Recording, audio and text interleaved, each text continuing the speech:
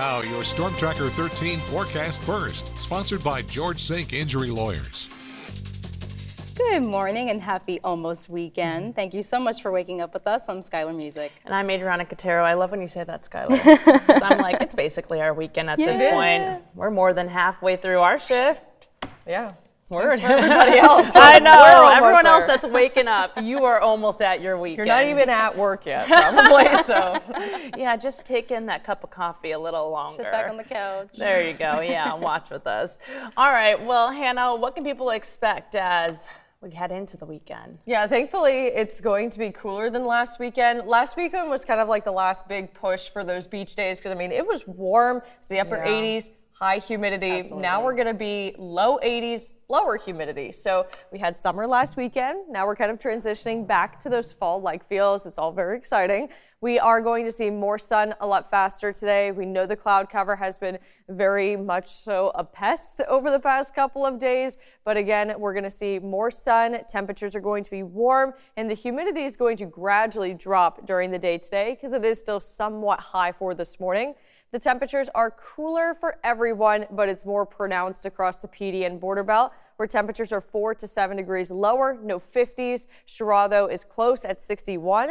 It is 64 in Florence and 65 in North Myrtle Beach. Chirra has 2 miles of visibility, so that's not necessarily the definition of dense fog, but Chirra is the first one to kind of see a little bit of some foggy weather where we have perfect conditions at the coast.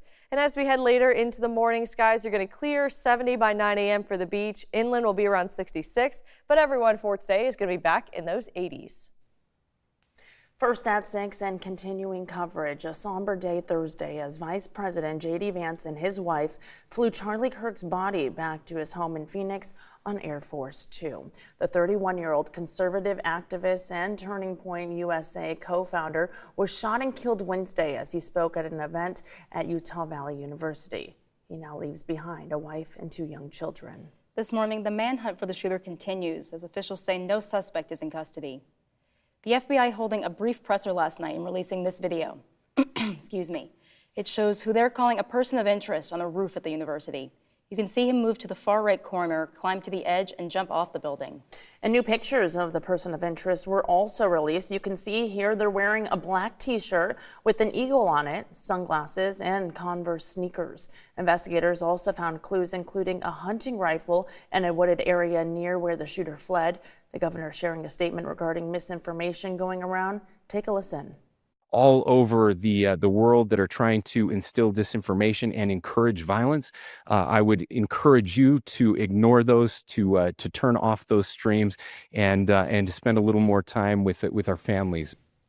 Now, a $100,000 reward is being offered for any information leading to an arrest. Governor Cox says so far investigators have received more than 7,000 leads and tips. He also adds the death penalty will be pursued in this case. Coming up in the next half hour, more on the investigation and threats to lawmakers. My child still states months after being shot that she could identify the officer that shot her. Reaction continues to pour in after the release of SLED's report on the April 26 officer-involved shooting on Ocean Boulevard. According to documents, Myrtle Beach police officer Brandon O'Rourke shot and killed 18-year-old Jarius Davis, who police say fired 4 gunshots into a crowd from a Taurus 40 handgun after an altercation. But the 40-page redacted report leaves the community with unanswered questions about whose bullets injured 11 bystanders. A few weeks ago, O'Rourke returned to full duty. The same day, 15th Circuit Solicitor Jimmy Richardson said he would not prosecute him. Solicitor Richardson says O'Rourke was justified in firing his weapon. The mother of one injured says it was O'Rourke's bullet that shattered her 15-year-old daughter Serenity's leg. You know, innocent people were hurt. They didn't have nothing to do with the altercation that was held on that strip. I am prayerful and glad that he is alive. Bakari Sellers, who represents a shooting victim, Matthew Flo, also claims O'Rourke shot his client. Matthew was in the hospital for a substantial amount of time. His injuries physically were substantial and mentally will probably last a lifetime. Despite multiple requests from News 13, the Myrtle Beach Police Department has only released a short dash cam clip from that night. You can also read responses right now on our website from the 5 Myrtle Beach mayoral candidates on whether additional video should be released. To the PD now, where closing arguments are set for later this morning in the retrial for a 2021 Florence County murder. Derek Brunson is accused of beating Caitlin Shipnick to death in 2021. We're told he was the father of 2 of her children. Yesterday, the jury rested its case. This after 2 of Shipnick's former co-workers testified, saying they saw bruising on her several times. Shipnick's 2 oldest children also taking the stand. Her daughter saying Brunson took her to school that morning and she didn't see her mother. Her now 11-year-old son describing the moment he found his mother in the bathroom. Okay. And was your mom laying down in the tub or standing up? Laying. Okay. Did you notice anything about your mom? She was bleeding. And do you recall where she was bleeding from? From the head? Yeah. Okay. And you recall what you did when you saw your mom in the bathtub? Called Derek. Okay. And after you called Derek, did you come to the house? Yes. Again, closing arguments are scheduled for this morning. News 13 plans to have a crew inside that courtroom, so be sure to count on us for updates later on.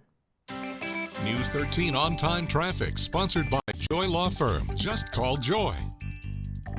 The time now is 6:06 and traffic flows for your Friday morning so far are all in the green because there's no accidents being reported nor congestion for 501 or 544. The drive time is 6 minutes on 501 from Highway 544 southbound to Carolina Forest Boulevard and 8 minutes from Mr. Joe White to 82nd Parkway. The interstate looks good. There was no early morning construction to cause any delays out on the road.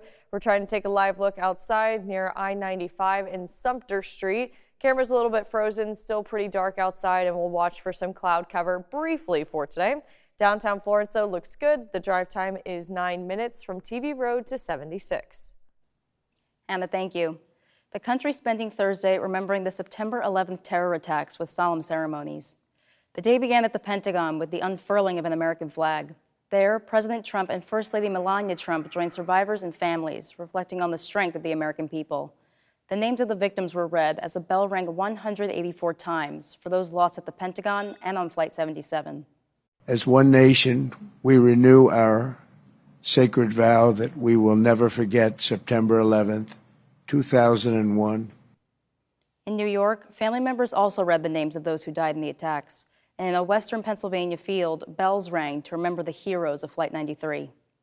Along the Grand Strand, members of the Myrtle Beach Fire Department gathered at the Yachtsman Resort for their annual 9/11 stair climb. Nearly 3,000 people died due to the attacks that day. 343 of those were firefighters and paramedics. For 14 years now, the Myrtle Beach Fire Department has held the stair climb in their honor. Participants climbed the stairs, symbolizing the 110 stories in the World Trade Centers. Some of the participants wore or carried gear, as the first responders who climbed the towers did. It's a way of remembering.